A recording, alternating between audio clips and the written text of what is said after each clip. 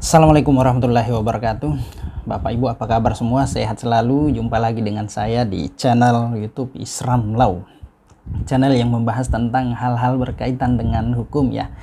Jadi Bapak Ibu, segmen kali ini saya mau bahas mengenai perjanjian. Nah, apakah perjanjian yang dibuat secara lisan itu sah atau tidak? Nah, oke. Tonton terus video ini sampai selesai ya. Nah, jadi Bapak Ibu ya, mengenai perjanjian ini ya diatur di dalam pasal 13 KUH Perdata. Nah, perjanjian adalah suatu perbuatan orang atau lebih untuk mengikatkan dirinya dengan pihak lain. Nah, itu ya kira-kira definisi daripada perjanjian. Nah, lalu kemudian ada juga yang namanya syarat sah perjanjian ya. Syarat sah perjanjian ini diatur di dalam pasal 1320 KUH Perdata. Nah, ada 4 poin syarat sahnya perjanjian ya. Ada sepakat, cakap, hal tertentu, dan sebab yang halal. Nah, jadi Bapak Ibu ya, di dalam KUH Perdata ya, di sini tidak menjelaskan secara sistematis tentang bentuk perjanjian ya. Jadi setiap pihak yang melakukan perjanjian itu mempunyai kebebasan dalam membuat perjanjian. Nah, dalam arti ya, bebas membuat perjanjian baik itu lisan maupun secara tertulis tanpa adanya tekanan dan paksaan atas keinginan ya, atas kemauan daripada masing-masing pihak ya. Nah, artinya setiap perjanjian baik itu dibuat secara lisan maupun tertulis ya, tetap berlaku syah ya, selama memenuhi syarat sahnya perjanjian ya, sebagaimana disebut tadi ya di dalam pasal 1320 KUH Perdata, teman-teman ya, Bapak Ibu semua.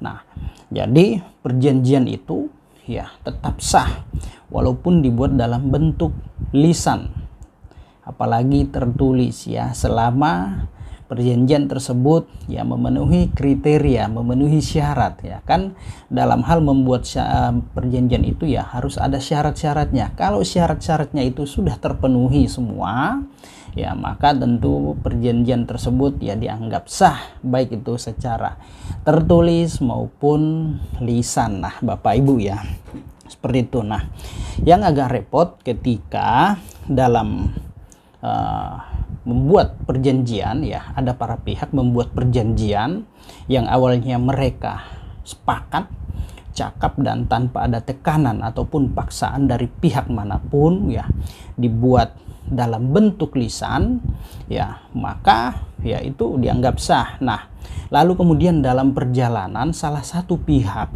ada yang mungkin ingkar janji atau tidak komitmen dalam memenuhi janjinya, sehingga salah satu pihak atau pihak yang lain merasa dirugikan. Nah, atas dasar karena tidak dipenuhinya komitmen atau perjanjian tersebut karena hanya secara lisan, ataukah mungkin salah satu pihak tidak mau mengakui perjanjian tersebut di kemudian hari. Nah, lalu kemudian atas dasar itu salah satu pihak ingin lakukan tuntutan. Nah, ini yang agak repot ya, agak repot ketika dia sudah mau lakukan tuntutan karena ya perjanjiannya hanya secara lisan, walaupun ya di dalam kitab undang-undang hukum perdata itu disebut di sana mengenai alat bukti yang sah sebagaimana disebut dalam pasal 1866 KUH Perdata, yaitu ada bukti tulisan, terus kemudian bukti saksi-saksi, ada persangkaan, ada pengakuan, dan juga ada sumpah. Nah, bagaimana seandainya apabila salah satu pihak atau pihak lain seperti saksi-saksi ya serentak atau kompak tidak mau mengakui atas adanya perjanjian secara lisan tersebut? Nah, ini agak sulit juga teman-teman, Bapak Ibu semua ya, untuk membuktikan. Maka dari itu saran saya,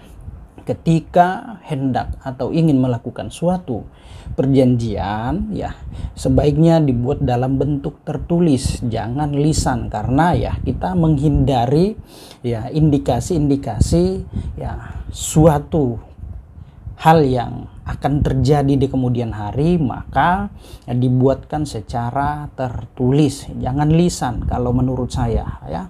Walaupun perjanjian yang dibuat secara lisan itu pun adalah sah, maka saran saya buatlah dalam bentuk tertulis ya, untuk menghindari atau mengantisipasi tindakan atau kejadian yang akan timbul di kemudian hari.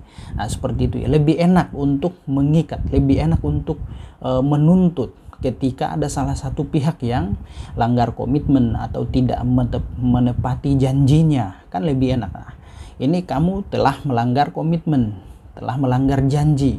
Nah, ini ada perjanjiannya dalam bentuk tertulis, dibuat pada tanggal sekian tahun sekian, maka ya kamu tidak bisa lari dari perjanjian begitu saja. Tapi kalau hanya secara lisan, apalagi misalkan tidak ada pihak lain yang membuktikan ya sebagai saksi, ini agak repot ya. Maka dari itu Bapak Ibu semua, ketika hendak mau melakukan suatu perikatan perjanjian, maka dibuatlah dalam bentuk tertulis, jangan lisan ya. Walaupun perjanjian secara lisan ya itu tetap sah ya, namun di kemudian hari ketika ada salah satu pihak yang tidak komitmen, langgar atau ingkar janji, ini agak kesulitan untuk membuktikannya teman-teman Bapak Ibu semua ya. Nah, walaupun di dalam ada namanya asas fakta sunt servanda ya, jadi setiap perikatan, setiap perjanjian yang dibuat oleh kedua belah pihak, maka itu merupakan undang-undang yang berlaku di antara mereka. Nah, itu ya kira-kira Bapak Ibu ya. Sekali lagi saya sampaikan bahwa walaupun perjanjian secara lisan itu adalah sah ya di mata hukum, selama kedua belah pihak ya membuat perjanjian tersebut ya berdasarkan asas dan ketentuan yang berlaku dan memenuhi syarat, ya tidak jadi masalah. Nah, tapi yang jadi masalah di kemudian hari ketika ada salah satu pihak yang langgar komitmen.